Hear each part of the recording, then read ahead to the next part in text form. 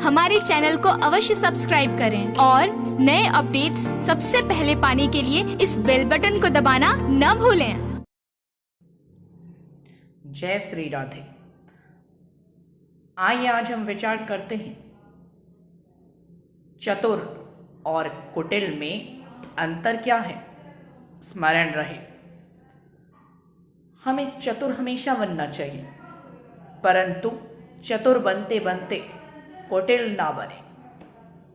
यदि चतुर व्यक्ति अपनी चतुरता से कुछ प्राप्त करता है और उच्च पद पर जाता है तो सदा उसका सम्मान होता है, आदर होता है। परंतु यदि वही चतुर व्यक्ति कुटिलता पर उतर आए और कुटिलता से कुछ प्राप्त करे तो उसका सम्मान नहीं, उसका अपमान होता है, उसकी उन्नति नहीं, उसका सर्वनाश होता है। अब हम विचार करें कि चतुरता और कुटिलता में अंतर क्या है।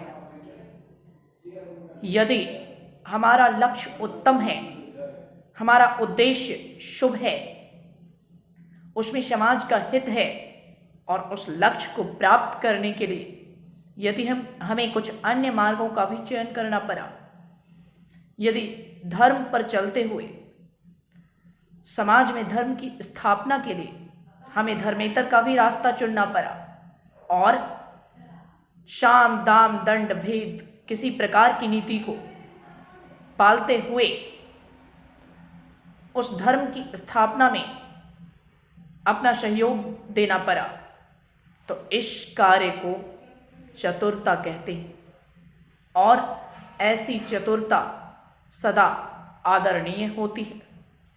भगवान श्री राम स्मरण है आपको, जिन्होंने अपनी बुद्धि से बड़ी चतुरता के साथ बाली को छिप कर मारा था और सुग्रीव की सहायता की थी, क्योंकि सुग्रीव धर्म पर था और बाली ने अधर्म और अन्याय किया था। भगवान श्री कृष्ण स्मरण है आपको, जिन्होंने बड़ी ही चतुरता के साथ कुरुक्षेत्र के धर्म युद्ध में कौरवों को पराजित करने के लिए छल का भी मार्ग अपनाया था और उनके बड़े बड़े योद्धाओं को छल से धराशायी करवा दिया था। परंतु फिर भी आज हम उनकी पूजा करते हैं और आज वे महापुरुष कहे जाते हैं। ये है चतुरता। परंतु यदि आपका उद्देश्य अशुभ है, अपवित्र है, यदि आपका लक्ष्य अनुचित है, आपका मार्ग अनुचित है और आपकी सफलता से संसार में अधर्म के बढ़ने की संभावना है, तब अपने अनुचित, अशुद्ध, अपवित्र और अधर्म जनित लक्ष्य को प्राप्त करने के लिए यदि आपने मार्ग भी छल का चुन लिया, मार्ग भी अनुचित ही चुन लिया और तब अपनी कुशाग्र और तीव्र बुद्धि को यदि आपने उस अशुभ, अशुद्ध और अपवित्र, हानिकारक लक्ष्य की प्राप्ति में लगा दिया, तो आपकी बुद्धि का वो कौशल्य चतुरता नहीं, आपकी बुद्धि का वो कौशल्य जो अधर्म के कार्यों की प्रगति में लगे, वो कुटिलता कहलाती है। स्मरण रहे, चतुर बनो परंतु कुटिल नहीं। श्री कृष्ण को हम चतुर कह सकते हैं, परंतु शकुनी को हम चतुर नहीं कह सकते।